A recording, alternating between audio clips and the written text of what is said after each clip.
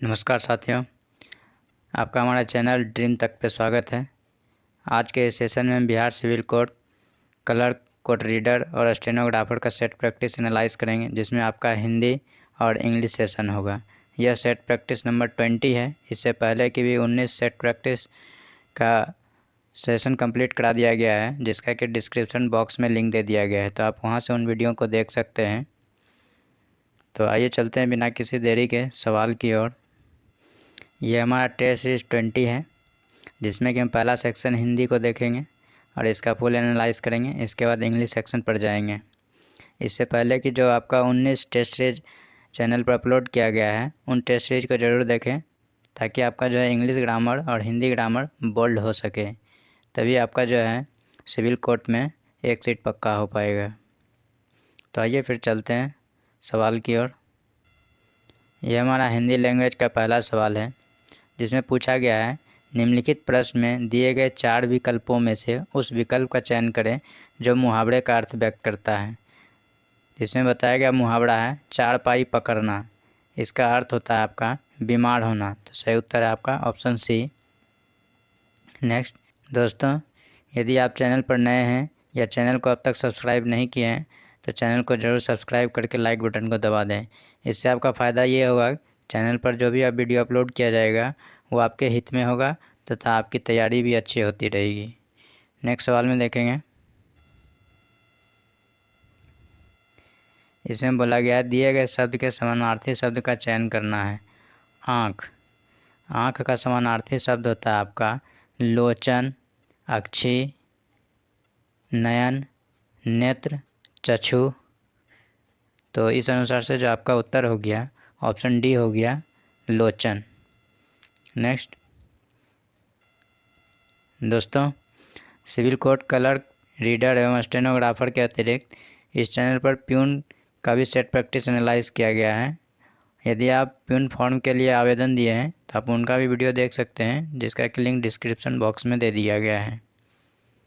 तो इसमें जो सवाल पूछा गया है, इसमें बोला गया है, एक शब्द बताना है, मरने की इच्छा को क्या कहते हैं। तो इसका जो सही उत्तर है आपका मुमूर्षा। ऑप्शन ए सही है।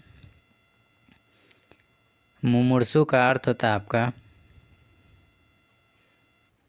मोक्ष की कामना करने वाला। ठीक है। मृत्युंजय का अर्थ होता है आपका जिसने मौत पर विजय पा लिया हो, अर्थात शिव जी। ठीक है। मुमुक्षु का अर्थ होता है मर जाने की कामना करना। मतलब क्या कि कोई व्यक्ति यदि कष्ट से बहुत पीड़ित है या बेचैन हो रहा है, तो वो मौत के लिए कामना करता है कि भगवान हमें मृत्यु दे दे, तो उसे हम क्या कहते हैं, मुमुक्षु। अब मरने की इच्छा को क्या कहते हैं, मुमूर्षा। ये थोड़ा सिमिलर ऐसा लगता है, पर आपको ध्यान रखना है। ठीक है। नेक्स्ट,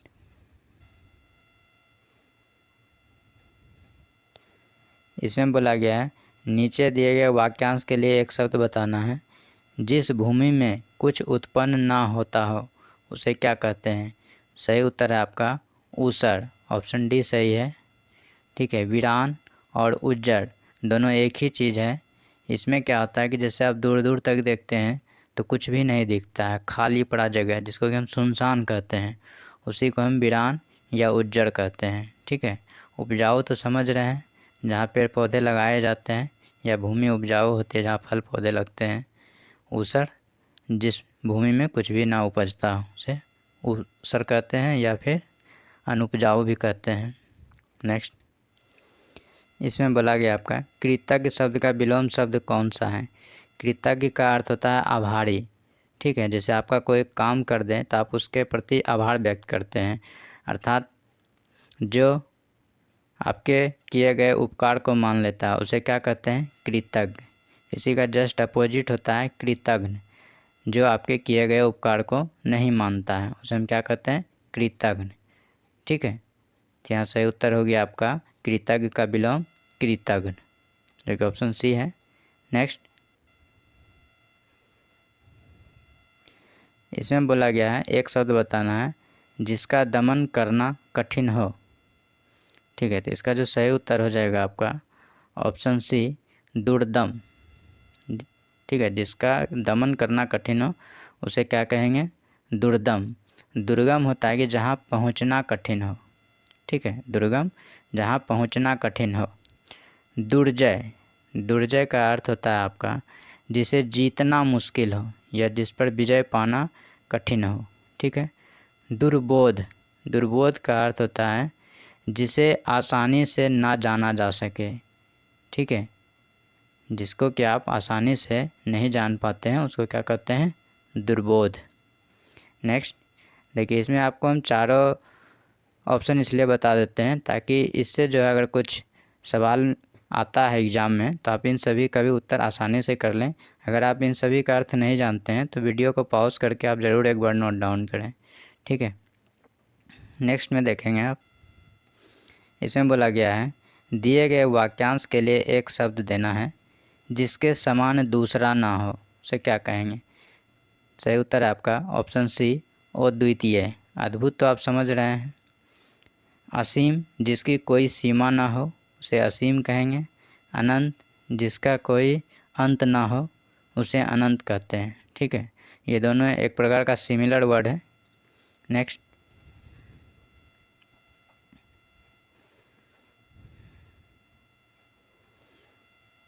इसमें बोला गया जिस पर आक्रमण हो, वाक्यांश के लिए एक शब्द क्या होगा?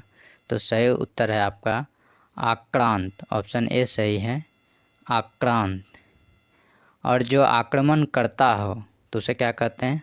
आक्रांता। जैसे मान लेते हैं रूस ने आक्रमण किया यूक्रेन पर, तो जो आक्रमण करेगा, तो रूस अगर आक्रमण कर रहा है तो रूस हो गया आपका आक्रांता। और जिस पर आक्रमण हुआ, जैसे यूक्रेन पर आक्रमण हुआ तो यूक्रेन आपका क्या होगा? आक्रांत, ठीक है। अतताई, अतताई का अर्थ होता है आग लगाने वाला, ठीक है। आक्रामक समझ रहे हैं, जो हमला करता हो। नेक्स्ट, इसमें बोला गया है विफल का विलोम शब्द क्या होगा? तो विफल का विलोम का सफल होगा। ऑप्शन डी सही है। निष्फल तो समझ रहे हैं, बेकार। प्रफुल्ल का अर्थ होता है विकसित होना, खुश होना। असफल तो आप समझ रहे हैं। नेक्स्ट, इसमें बोला गया है दिए गए शब्द के समानार्थी शब्द बताना है। पर्वत, पर्वत का समानार्थी शब्द है शिखर, पहाड़, अचल, भूधर, गिरि, धराधर, नग, ठीक है। तो ये सभी आपका पर्वत का पर्यायवाची शब्द हैं। तो इस अनुसार से सही उत्तर हो गया आपका नग, जो कि ऑप्शन बी में है, ठीक है। बाकी इन सभी का भी अर्थ समझ लेते हैं। द्रुम का क्या अर्थ होता है? आपका द्रुम का अर्थ होता है पेड़, ठीक है, या वृक्ष। इशू का अर्थ होता है आपका वान, जिसको कि आप तीर भी बोलते हैं, तीर धनुष होता है ना, तीर, वही इशू का अर्थ होता है तीर। एक यूसी इस तरफ से भी होता है जो कि ईसा मसीह को शो करता है, इस तरह का यूसु, ठीक है। ये जो यो में दीर्घी कर तालम सहर्षु कर होता है, ये आपका होता है ईसा मसीह। भूय, भूय का अर्थ होता है आपका पुनः या बार बार, ठीक है। नेक्स्ट, इसमें बोला गया आपका एक शब्द बताना है जो प्राणी जमीन पर रहता हो उसे क्या कहते हैं? तो थलचर कहते हैं। ऑप्शन डी आपका सही है। नभचर होता है जो नभ में चरण करता है, अर्थात आकाश में चलने वाले को क्या बोलते हैं? नभचर कहते हैं, ठीक है। जमीनी, जमीन से संबंधित को क्या कहते हैं? जमीनी। जलचर, जो जीव जल में रहता है उसे क्या कहते हैं? जलचर। नेक्स्ट, इसमें बोला गया है रिक्त स्थानों की पूर्ति करना है। पत्र का उत्तर शीघ्र देने की खाली स्थान करें। ऑप्शन सी सही है, कृपा भराएगा। पत्र का उत्तर शीघ्र देने की कृपा करें, सही उत्तर हो गया आपका ऑप्शन सी। नेक्स्ट,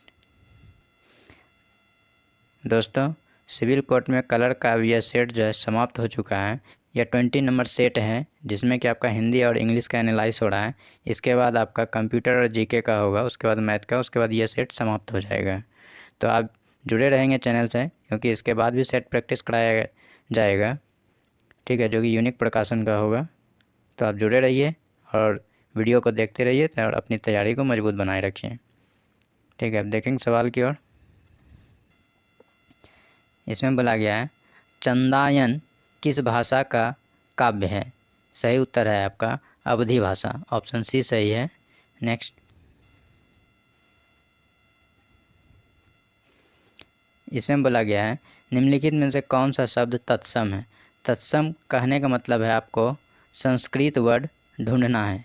तो यहाँ पे संस्कृत वर्ड कौन सा है? तो यहाँ जो संस्कृत वर्ड है आपका ऑप्शन बी सही है, वर्षा आपका संस्कृत शब्द है। ठीक है, तो यहाँ सही उत्तर हो गया आपका ऑप्शन बी बारात। बारात जो आपका हिंदी वर्ड है, इसका जो संस्कृत वर्ड होता है वो होता है आपका वर यात्रा। बारात का संस्कृत वर्ड क्या होता है? वर यात्रा। ठीक है, हाथी का संस्कृत शब्द होता है आपका हस्ती। ठीक है, आंसू का संस्कृत शब्द होता है अश्रु। ठीक है, तो ये आप सभी के बारे में समझ गए। चलेंगे नेक्स्ट सवाल की ओर। इसमें बोला गया नाक दबाने से मुंह खुलता है, इस लोकोक्ति का अर्थ क्या है? तो सही उत्तर है आपका कठोरता से कार्य सिद्ध होता है, ऑप्शन डी सही है। नेक्स्ट, इसमें बोला गया है निम्नलिखित में जो है स्त्रीलिंग शब्द बताना है। तो यहाँ स्त्रीलिंग शब्द जो है आपका रचना है, ऑप्शन ए सही है। नेक्स्ट, इसमें बोला गया है उंगली पकड़ के पहुँचा, मुहावरे का क्या अर्थ है? सही उत्तर है आपका धीरे धीरे साहस को बढ़ने देना।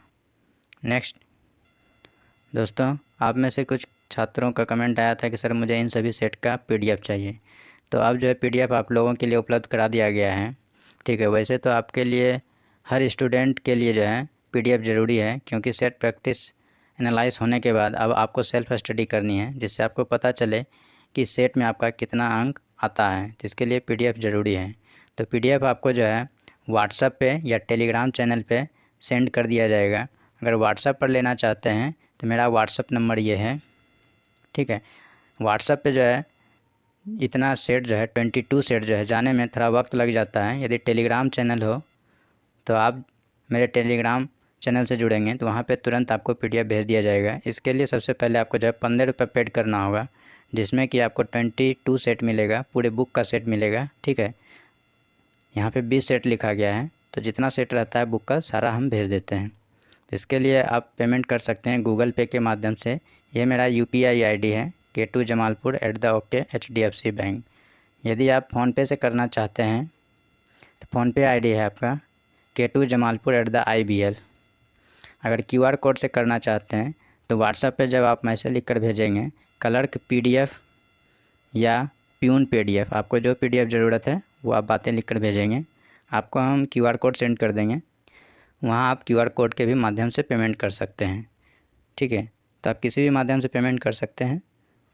उसके बाद आपको हम पीडीएफ उपलब्ध करा देंगे। पीडीएफ में आपका सारा क्वेश्चन और आंसर होगा, सॉल्यूशन जो है आपका यूट्यूब पर ही मिल जाएगा। तो आप एक बार ज़रूर पीडीएफ लेकर पढ़ें और अपने आप को जाँचें कि आप कितना अब तक जो है क्वेश्चन का एनालाइज खुद से कर पाते हैं। ठीक है, चलते हैं सवाल की ओर। इसमें बोला गया आपका इनमें से कौन सा शब्द कमल का पर्यायवाची नहीं है? ठीक है, तो पहले हम जान लेते हैं कि कमल का पर्यायवाची क्या क्या है। तो कमल का जो पर्यायवाची शब्द है वो है आपका राजीव, नलिन, उत्पल, अरविंद, अंबुज, पुष्कर, पंकज, नीरज। ये सब जो है कमल का पर्यायवाची शब्द है।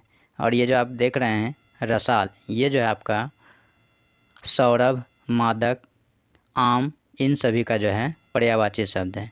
तो यहाँ के अनुसार से सही उत्तर हो गया आपका ऑप्शन डी, कमल का पर्यायवाची शब्द रसाल नहीं है।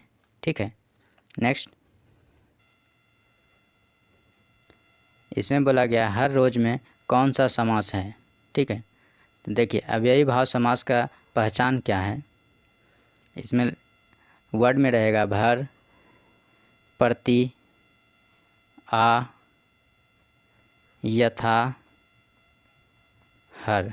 ये सभी जो है आपका अव्ययी भाव समास का उदाहरण है। हर और प्रति दोनों एक ही बात होता है, जैसे प्रतिदिन या हर दिन एक ही बात है, ठीक है। तो ये सभी जो है आपका अव्ययी भाव समास का उदाहरण है। अगर ये सब वर्ड दिख जाए, जैसे भर से भरपेट, आ से आजन, यथा से यथाशक्ति, हर से हर रोज़ या हर दिन, ठीक है, ये सभी आपका क्या है, अव्ययी भाव समास का उदाहरण है। तो सही उत्तर क्या हो जाएगा आपका, यहाँ के अनुसार से हर रोज़ आपका अव्ययी भाव समास हो जाएगा, जो कि ऑप्शन ए है, ठीक है। और आपको पता है कि समास के 6 भेद होता है। तत्पुरुष समास में पहचान क्या है, शब्द का जब आप खंडन करेंगे तो उसमें कारक का चिन्ह दिखेगा। जैसे एक उदाहरण लेते हैं, राजपुत्र, इसको जब आप तोड़ेंगे तो क्या चीज़ में तोड़ेंगे, राजा का पुत्र। तो यहाँ पे का आया कारक का चिन्ह, जब का आ जाएगा अर्थात कारक का चिन्ह आएगा तो आपका तत्पुरुष समास होगा, ठीक है। कारक का 8 विभक्ति होता है, को पता होगा। कर्ता ने कर्म को करण से, संप्रदान को के लिए अपदान से, संबंध काके की, अधिकरण में पर, संबोधन है अरे जी, ठीक है। तो कारक का कोई भी चिन्ह आएगा तोड़ने के बाद तो समझ जाइएगा कि वो वर्ड जो है आपका तत्पुरुष समास है। जैसे राजपुत्र हो गया, चिड़ी मार हो गया, चिड़ी मार कर क्या हो जाएगा, चिड़िया को मारने वाला, यहाँ पे को आ रहा है तो हो गया आपका क्या, तत्पुरुष समास, ठीक है। द्वंद्व समास में क्या आता है, सहचर वर्ड, जैसे माता पिता, आना जाना, खाना पीना, भाई बहन, हंसना रोना, जो सहचर वर्ड होगा वो आपका हो जाएगा द्वंद्व समास, ठीक है। कि शब्द का जो है कोई विशेष अर्थ बताएगा, ठीक है। जैसे एक शब्द लेते हैं चक्रपाणी, ठीक है। चक्रपाणी का अर्थ क्या होता है, जिसके हाथ में चक्र हो, तो इसका विशेष अर्थ निकलता है, अर्थात हम उसको क्या कहते हैं, विष्णु जी। तो ये आपका चक्रपाणी क्या होगा, बहुव्रीहि समास हो गया, ठीक है। लंबोदर, लंबोदर का अर्थ क्या होता है, गणेश जी, तो लंबोदर आपका क्या हो जाएगा, बहुव्रीहि समास, ठीक है। अब ऐसा शब्द जिसका कि खंड करने पर अर्थ ना निकलता हो, जैसे मान लेते हैं नील कमल, ठीक है, इसका खंड करेंगे तो कोई अर्थ नहीं निकलेगा, तब ये आपका क्या हो जाएगा, आपका कर्म धारय समास, ठीक है। इसमें क्या पहचान होता है कि एक वर्ड संज्ञा होगा, दूसरा वर्ड जो है विशेषण होगा, ठीक है। यहाँ नील क्या है, विशेषता बता रहा है कमल का, ये आपका हो गया कर्मधारय। इसी तरह से नील गाय हो जाएगा आपका क्या, कर्मधारय समास, ठीक है। आप 5 समास सीख गए। एक समास और है आपका द्विगु समास। द्विगु समास आसान है, संख्या वाला वर्ड रहेगा, ठीक है। जैसे त्रिभुवन, पंचभुज, चतुर्भुज, अष्टभुज, मतलब जहाँ संख्या वाला वर्ड आएगा वो आपका होगा द्विगु समास, ठीक है। वैसे आप हर सेट को भली भांति देखते रहिए, क्योंकि सेट के दौरान ग्रामर को भी सही तरीके से एनालाइज किया जाता है। तो आप हर सेट को देखेंगे तो अगला सेट में आपको दिक्कत नहीं होगा, आप कुछ क्वेश्चन को जो है आराम से तुरंत बना लेंगे, ठीक है। तो आप प्रत्येक सेट को ज़रूर शुरू से अंत तक देखिए, तब आपका हर कन्फ्यूजन भी दूर होगा और आपका जो है स्पीड भी बढ़ेगा। तब एग्ज़ाम में जो है बहुत कम समय में हर सवाल को सही से बना पाएंगे। नेक्स्ट सवाल में देखेंगे, इसमें बोला गया राजन द्वारा किताब पढ़ी जाती है, इस वाक्य में वाच्य का कौन सा प्रकार है। तो हम पहले जो है इस सवाल को बनाने से पहले हम आपको वाच्य के बारे में समझा देते हैं और वाच्य का कितना भेद है, ताकि आपका ग्रामर क्लियर रहेगा।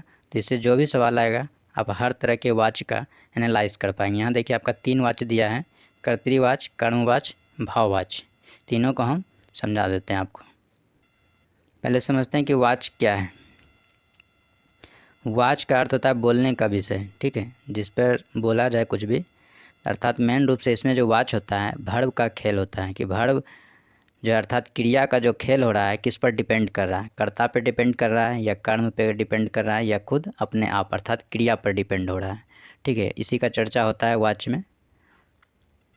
तो जानते हैं वाच्य के बारे में।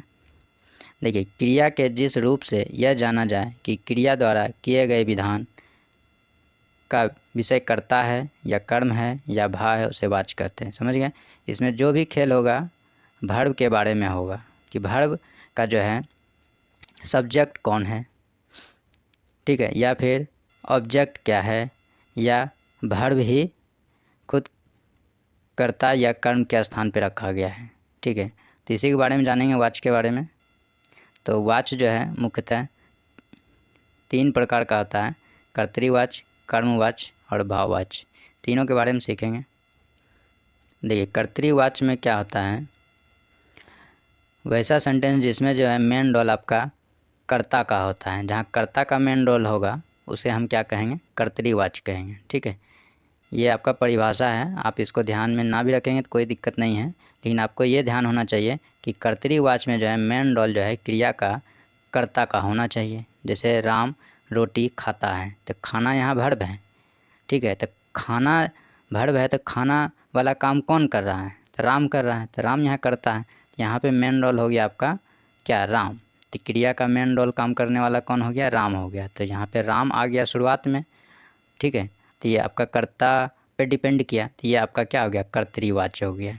इसी तरह से कविता गाना गाएगी, वह व्यायाम कर रहा है, यहाँ पे ये करता है, वह करता है, तो ये सभी आपका क्या हो गया, कर्तरीवाची का उदाहरण हो गया। आगे चलेंगे। दूसरा आपका है कर्मवाची। कर्मवाची में मेन रोल क्या होता है, कर्म का होता है। ठीक है, कर्तरीवाची में कर्ता का, कर्मवाची में कर्म का। इसमें देखिए इस वर्ड में ही छिपा हुआ है कर्म, अर्थात कर्म का रोल होगा। जैसे रोटी राम से खाई जाती है, तो यहाँ पे ऑब्जेक्ट है क्या, रोटी। तो अगर ऑब्जेक्ट का मेन रूप हो सेंटेंस में तो उसे हम क्या कहेंगे, कर्मवाची कहेंगे। आप इंग्लिश में पढ़ते होंगे एक्टिव वॉइस पैसिव वॉइस, ये वही है आपका पैसिव वॉइस कर्मवाची, जिसका हिंदी रूपांतरण है। और एक्टिव वॉइस अभी जैसे अभी देखे थे आप क्या, कर्तरीवाची, वो आपका एक्टिव वॉइस था। अगर हिंदी में अगर आपको थोड़ा सा प्रॉब्लम होता है, इन चीज़ों को आप इंग्लिश से भी रिलेट करेंगे तो आसानी से आप उत्तर समझ पाएंगे। ठीक है, कविता से गाना गाया गया। ठीक है, यहाँ पे गाना जो है आपका कर्मवाची के रूप में अर्थात पैसिव वॉइस के रूप में है, तो ये सभी सेंटेंस क्या हो गया आपका, कर्मवाची का सेंटेंस हो गया। ठीक है, एक और है उसे भी आप देख लीजिए। देखिए भाववाची में क्या होता है, ना तो कर्ता का पता चलेगा ना तो कर्म का पता चलेगा, इसके जगह पे जो है मेन रूप से क्रिया का ही प्रयोग हो जाता है। ठीक है, जैसे बच्चों द्वारा सोया जाता है, तो यहाँ सोया जो जाता है इसी पर मेन वर्ब का रोल डिपेंड कर रहा है, तो इसलिए ये सेंटेंस आपका भाववाचक हो गया। इसमें कभी कभी असमर्थता वाली भी बात होती है, जैसे मुझसे चला नहीं जाता है, तो ऐसा सब सेंटेंस अगर आए तो वह समझिएगा आप भाववाचक, भाववाच्य का सेंटेंस है। जैसे अब चला जाए, मुझसे बैठा नहीं जाता है, बच्चों द्वारा सोया जाता है, ये सभी आपका भाववाच्य है। तो यहाँ पे आप सेट प्रैक्टिस के साथ साथ हिंदी ग्रामर भी सीख रहे हैं, इस वजह से आपको जो है चैनल को लाइक और सब्सक्राइब करना ज़रूरी हो जाता है, क्योंकि आप एक सेट प्रैक्टिस करने से आप कई सारे चीज़ों के सीख जाएंगे। तो आइए चलते हैं हम सवाल की ओर। देखिए इसमें बोला गया आपका राजन द्वारा किताब पढ़ी जाती है, तो इसमें देखिए मेन जो है फोकस किया गया है किताब पे, अर्थात ऑब्जेक्ट पर फोकस किया गया है। ठीक है, तो जब ऑब्जेक्ट पर फोकस किया जाए अर्थात कर्म पे फोकस हो तो उसे हम क्या कहेंगे, कर्मवाची कहेंगे। इसका सही उत्तर हो गया आपका ऑप्शन सी। ठीक है, अगर इसको कर्तरीवाची में चेंज करना हो इस सेंटेंस को तो क्या बोलेंगे, राजन किताब पढ़ा, ये आपका कर्तरीवाची का सेंटेंस होगा। ठीक है, तो आपको सेंटेंस समझ के ये पता करना होगा कि कर्म पे डिपेंड कर रहा है आपका सेंटेंस या फिर कर्ता पे, उससे क्लियर हो जाएगा आपका सेंटेंस कर्तरीवाची है या फिर कर्मवाची है। और जहाँ ना कुछ पता चले तो आपका भाववाचक और भाववाच्य है। ठीक है, अब आगे चलेंगे इंग्लिश सेक्शन की ओर। दोस्तों अगर आप इस वीडियो से कुछ सीखते समझते हैं, अगर आपको वीडियो अच्छा लगता है, आपको ये लगता है कि इस वीडियो को देखने के बाद हमारी तैयारी कुछ बढ़ी है, तो आप वीडियो को ज़रूर लाइक कर दें और चैनल को सब्सक्राइब कर दें, क्योंकि आपके इसी उम्मीद से हम वीडियो बनाते हैं ताकि आपका भी सिलेक्शन हो और हम जो पढ़ा रहे हैं उससे आपको ज्ञान भी मिले। तो आपका टीचर के प्रति कुछ आदर और सम्मान होना चाहिए, तो हम आपसे तो इसके लिए फ़ीस नहीं मांगते हैं, बस लाइक और सब्सक्राइब कर दीजिए, यही मेरे लिए काफ़ी है। तो देखेंगे इंग्लिश सेक्शन में बोला गया अपोजिट मीनिंग। ठीक है, तो उल्टा वर्ड आपको बताना है। इसमें बोला गया आपका इमर्ज। इमर्ज का अर्थ होता है आपका बाहर निकलना या उभर कर बाहर आना, ठीक है, या प्रकट होना, ये होता है आपका इमर्ज। तो इसका जो सही उत्तर हो जाएगा आपका डिसएपियर, गायब होना या विलीन होना। तो सही उत्तर हो गया आपका ऑप्शन डी, डिराइव। डिराइव का अर्थ होता है व्युत्पन्न होना। ठीक है, सरफेस सतह, एराइज उगना या जगना या उठना। नेक्स्ट, रेसिस्ट का अर्थ होता है मना करना या रोकना, ठीक है, या विरोध करना। तो इसका उल्टा क्या हो जाएगा आपका, अनुमति देना, जो कि आपका ऑप्शन बी में है। ऑप्शन बी से सही हो गया आपका उत्तर।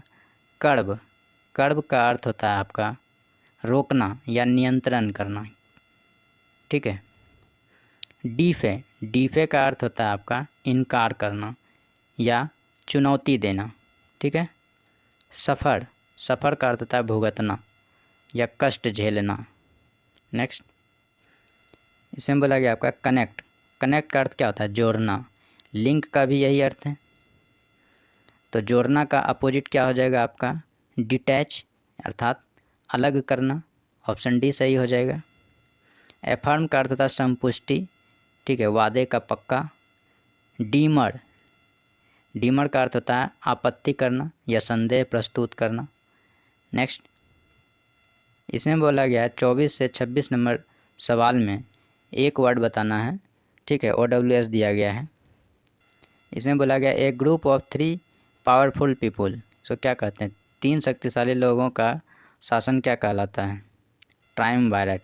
ऑप्शन डी सही है आपका, ठीक है। ट्रियो का अर्थ होता है 3 का समूह, ठीक है। ट्राइवेट, ट्राइवेट एक प्रकार का जो है 3 पाँव वाली खटिया कह सकते हैं, या 3 पाँव वाला जुगाड़, कुछ भी चीज़, जैसे लोहा वहाँ पे, जैसे लिट्टी सेकना है तो आग पे रख के लोहे का एक स्टैंड बना देते हैं जिसमें 3 पाँव लगा होता है, उसी स्टैंड को हम ट्राइवेट कहते हैं, ठीक है। 3 पाँव वाला स्टैंड बोल सकते हैं या खटिया बोल सकते हैं, ठीक है। ट्राइटियम, ये आपका एक प्रकार का क्या है, धातु है, जो प्रोटियम, डायट्रियम, ट्यूटियम ये सब होता है ना, केमिस्ट्री में आप पढ़े होंगे, वही एक प्रकार का धातु का नाम दे दिया है, ट्राइटियम। नेक्स्ट, इसमें बोला गया है science regarding principles of classification, ठीक है, वर्गीकरण का सिद्धांत साइंस में क्या कहलाता है, तो उसको क्या कहते हैं, टेक्सोनोमी। ऑप्शन बी सही है, ठीक है। टैक्सीडर्मी क्या होता है, चर्म से संबंधित बातें, चर्म अर्थात चमड़े, शरीर का चमड़ा हो चाहे पक्षी का कुछ चीज़ का भी हो सकता है। टॉक्सिकोलॉजी, टॉक्सिक का अर्थ समझते हैं, ओ से आप हटा दीजिए इसको। टॉक्सिक का अर्थ क्या था, जहरीला। ये क्या होगा, जहर विज्ञान या जहर से संबंधित या विष से संबंधित, ठीक है। क्लासिकोलॉजी, ये क्लासिक क्या होता है, एक प्रकार का बेस्ट गुण होता है, जैसे आप डांस करने में बहुत अच्छा है तो क्लासिकल डांस बोला जाता है, मतलब आप तो डांस जानते हैं लेकिन उसमें भी बेस्ट जो होता है, क्लासिकोलॉजी वही हो गया आपका बेस्ट में जो अच्छा हो, या सर्वोत्तम कह सकते हैं, विशेष गुण वाला कह सकते हैं, ठीक है। नेक्स्ट, इसमें बोला गया है a political leader appealing to popular desires and prejudice. देखिए, अपीलिंग का अर्थ क्या होता है, विनती, पॉपुलर समझने, डिजायर इच्छा, प्रेजुडिस पूर्वाग्रह, ठीक है। तो इसका जो सही उत्तर हो जाएगा डेमागॉग, भड़काऊ नेता जिसको कहते हैं, जो आप पॉपुलर डिजायर, लोकप्रिय इच्छाओं और पूर्वाग्रह के प्रति ऐसा लीडर जो अपील करता है, ठीक है। जिसको क्या कहते हैं, डेमागॉग, भड़काऊ नेता, जो हर बात को पहले बता दे कि क्या होने वाला है, मतलब कुछ पॉलिटिकल बातें जो उसको पता हो, लोगों को पता ना हो, तो ऐसा ऐसा भाषण देगा जिससे लोग भड़क जाते हैं, ठीक है। तो क्या कहेंगे, डेमागॉग। ऑप्शन डी सही है, ठीक है। डिक्टेटर, तानाशाह, पॉपुलरिस्ट, समझ रहे हैं, लोकप्रियता, टायरेंट, निरंकुश। नेक्स्ट, 27 से 29 में बोला गया आपका बेस्ट एक्सप्रेस मीनिंग बताना, अर्थात सिमिलर वर्ड बताना है, ठीक है। रिडंडेंट, रिडंडेंट का अर्थ होता है आपका फालतू, माने बेकार का चीज़, तो सही उत्तर है इसका similar word superfluous. Option C सही है। एक्सेस का अर्थ होता है अधिक, नेसेसरी का अर्थ होता है आवश्यक, सुपरब, सुपर का अर्थ आप जानते हैं सबसे बढ़िया, आज जब इसमें बी लगा देंगे सुपरब हो जाएगा, इसको बोलेंगे सर्वोत्तम या उत्तम। नेक्स्ट, सेंसेशनल, इसका अर्थ होता है सनसनीखेज, जो कि लोगों को उत्तेजित कर देता हो, ठीक है, मतलब कोई ऐसा मुद्दा जो कि एकदम पूरा लोगों को उत्तेजित कर देता हो, उसको क्या कहेंगे, सनसनीखेज, ठीक है। तो इसका जो सिमिलर वर्ड आएगा, थ्रेटनिंग का अर्थ होता है डर भय, ये तो होगा ना। टेम्प, पालतू, सिल्ली, मूर्ख, ये तो होगा ना। ल्यूरिड, भयंकर, ये आपका हो सकता है कि जो चीज़ें प्रचलन में है, बहुत ज़्यादा दूर तक फैल चुकी है, उसको हम भयंकर के भी अर्थ में लेते हैं, तो उसको हम क्या कहेंगे, ल्यूरिड कहेंगे या सनसनीखेज। तो यहाँ पे ऑप्शन बी सटीक है, सही उत्तर हो गया आपका ऑप्शन बी। नेक्स्ट, एम्बीवैलेंट। एम्बीवैलेंट का अर्थ होता है आपका द्विपक्षी, ठीक है, किसी भी पक्ष में ये जा सकता है। तो इसका सही उत्तर हो जाएगा आपका ऑप्शन बी अनडिसाइडेड, कि किसी के भी पक्ष में रहेगा तो कहना मुश्किल हो जाएगा कि या तो ए के पक्ष में है या तो बी के पक्ष में, किसी के भी पक्ष से जा सकता है। तो सही उत्तर हो गया आपका ऑप्शन बी श्योर, निश्चित। मिस्टिफाइड, मिस्ट्री आप समझते हैं, संशय या रहस्यमय, वही चीज़ है ये आपका मिस्टिफाइड, रहस्य से संबंधित। सर्टेन, निश्चित। नेक्स्ट, इसमें 30 से 32 नंबर सवाल में बोला गया है, फ्रेज दिया गया है, इसका एक अर्थ बताना है। बोला ऑन द बैक बर्नर, इसका सही मीनिंग क्या होता है? ऑन द बैक बर्नर का अर्थ होता है आपका कम आंकना, ठीक है, या कम ध्यान देना, ठीक है। तो इसका सही उत्तर हो जाएगा आपका ऑप्शन ए सही है, to temporarily not deal with some matter because it is not urgent, ठीक है। साधारण रूप से या ख़ास तौर पर जो है डील विथ, व्यवहार ना करना किसी मैटर पर बिकॉज ये आवश्यक नहीं है, तो वही हुआ कम आंकना या महत्वपूर्ण बातें ना होना या ध्यान ना देना, तो ऑन द बैक बर्नर उसी को कहते हैं, ठीक है। नेक्स्ट, इसमें बोला गया मोर और लेस। मोर और लेस का अर्थ होता है आपका कमोबेश या लगभग, तो इसका सही उत्तर हो जाएगा आपका अप्रॉक्सीमेटली, ऑप्शन सी सही है। जैसे बोलते हैं ना, इस बिजनेस में कमोबेश क्या रहा, मतलब कि क्या लाभ या हानि हुआ, अर्थात लगभग ओवरऑल क्या हुआ, उसी को हम क्या कहेंगे, अप्रॉक्सीमेट, अर्थात लगभग क्या रहा, फ़ायदे में रहा या नुकसान में रहा, एक तरह का एवरेज कर सकते हैं, ठीक है, उसे कहते हैं मोर एंड लेस। नेक्स्ट, इसमें बोला गया लर्न दी रोप्स, इसका अर्थ होता है कोई भी काम को सीखना, ठीक है। तो यहाँ पे आपका सही अर्थ है ऑप्शन ए सही हो जाएगा। यहाँ देखिए बी में प्रीटेंड है, प्रीटेंड का अर्थ होता है बहाना बनाना, ये सब तो होगा नहीं, बाकी सबका तो मीनिंग आप समझ रहे होंगे। नेक्स्ट, इसमें जो है 33 से 37 नंबर सवाल में खाली स्थान दिया गया है, इसको समझ के भरना है। बोला है the leaves of plants blank soon if they do not get enough water. क्या बोला गया, पौधे की पत्तियां शीघ्र ही क्या हो जाएगी अगर उसे पर्याप्त पानी ना दिया जाए तो। विल्ट, विल्ट का अर्थ होता है आपका मुरझाना, ठीक है। ईब, ईब का अर्थ होता है आपका ज्वार भाटा, आप जानते हैं ना, उसमें जो भाटा होता है उसी का स्पेलिंग होता है ईब, ठीक है। टाइड मने क्या होता है ज्वार, ईब मने क्या होता है आपका भाटा। मेल्ट का अर्थ क्या होता है पिघलना, ठीक है। इरोड, इरोड का अर्थ होता है नष्ट होना या नष्ट करना, ठीक है। तो यहाँ पे सही मीनिंग आपका विल्ट आएगा कि पौधे की पत्तियाँ मुरझा जाएगी यदि पानी ना दिया जाए तो, सही मीनिंग आएगा ऑप्शन ए विल्ट। नेक्स्ट, इसमें बोला गया है the priority for the covid vaccine, covid vaccine की प्राथमिकता क्या होनी चाहिए, must be to cover the blank number in the shortest time, कम समय में अधिक संख्या को कवर कर ले, यही वैक्सीन का काम होना चाहिए, तभी तो बीमारी से मुक्त हो पाएगा। तो यहाँ पे क्या बढ़ाएगा आपका लेंथीएस्ट, लंबे, ये तो होगा नहीं, लेटेस्ट हाल में ये तो होगा नहीं, लेटली हाल में या लेटेस्ट हाल फिलहाल का जो है, लॉन्गेस्ट लंबे ये तो होगा नहीं, लार्जेस्ट ये आपका सही है, संख्या के साथ लार्जेस्ट का प्रयोग करते हैं, बड़ी संख्या की मात्रा को बताता है, तो यहाँ आपका ऑप्शन डी सही हो जाएगा। नेक्स्ट, इसमें बोला गया है films based on books are more blank than original screenplay. देखिए प्ले का अर्थ यहाँ पे आप खेल मत समझिएगा, नाटक होता है, ठीक है। प्ले का अर्थ दो मीनिंग होता है, खेलना तो आप जानते हैं बार, और प्ले का एक फॉर्म होता है नाउन के रूप में नाटक, ठीक है। तो यहाँ बोला गया है कि जो ओरिजिनल नाटक है उस पर जो फिल्म बनता है वो क्या करता है, बेटर उससे अच्छा होता है, फेवरेट उससे पसंदीदा होता है, पॉपुलर लोकप्रिय हो जाता है, डिफरेंट अलग हो जाता है। सही बात है कि पॉपुलर होता है देखिए कैसे, अभी कुछ दिन पहले जो है कश्मीरी पंडित नाम का एक फ़िल्म आया था, ठीक है। तो उस पर पहले से किताब छप चुकी है, लेकिन उसको कोई नहीं जानता था, तो वो उतना पॉपुलर नहीं था। लेकिन उसी के ऊपर अब क्या हो गया, फ़िल्म बन गया उसी ओरिजिनल बुक के आधार पर, कहानी पर। तो वो क्या होगा, बहुत ज़्यादा प्रचलित हो गया। तो यहाँ पे आपका पॉपुलर बढ़ाएगा, ठीक है। तो आपका ऑप्शन सी सही हो गया, ठीक है। तो जो ओरिजिनल नाटक की किताबें या कहानियाँ होती हैं उस पर जो फिल्म बनता है वो ज़्यादा क्या होती है, प्रचलित हो जाती है। नेक्स्ट, इसमें बोला गया आपका blank did the bus reach the stop then, देखिए यहाँ पर देन आया है, ठीक है, यहाँ पे डिड आया है।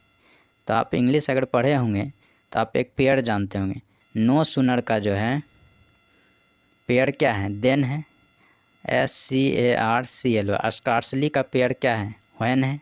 ये सभी इंग्लिश का जो है पेयर वर्ड है। नो सुनर आएगा तो सेंटेंस में देन आएगा, और स्कार्सली आएगा तो व्हेन आएगा। तो ऐसा सब वर्ड रहेगा तो आप समझ जाइएगा।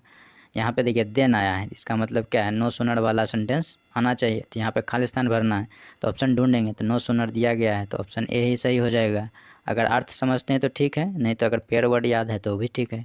तो अब किसी भी माध्यम से आप समझ सकते हैं और आंसर भर सकते हैं, ठीक है। तो यहाँ जो आपका सही उत्तर हो गया आपका ऑप्शन ए हो गया, नो सुनर, ठीक है।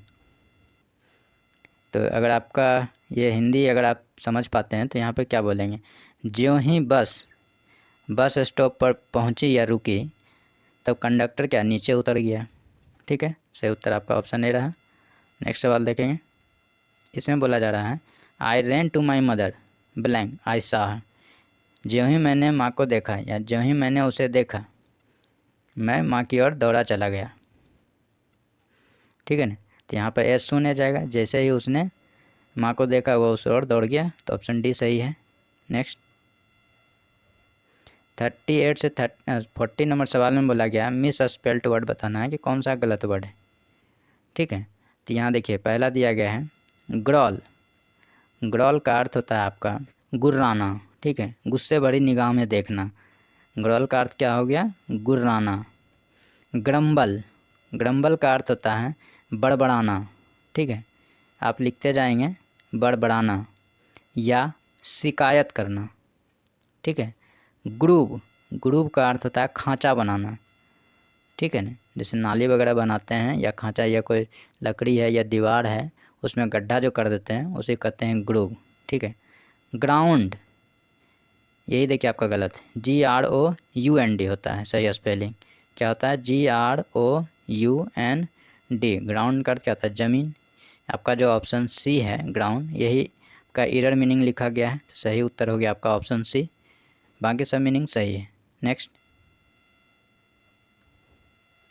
इसमें बोला गया आपका प्रीडोमिनांट, ठीक है, इसका अर्थ होता है आपका सशक्त या महत्वपूर्ण। प्रीडोमिनांट क्या होता है, महत्वपूर्ण। पार्टिसिपेशन, पार्टिसिपेशन का अर्थ क्या होता है भागीदारी या किसी चीज़ से जुड़ना या जुड़ा होना, पार्टिसिपेट जिसको कहते हैं उसी से बना है। परमानेंट, अस्थाई, ये सभी मीनिंग सही है। प्रीसीजन ये आपका गलत मीनिंग है, सही मीनिंग इस तरह से होगा PRECISION,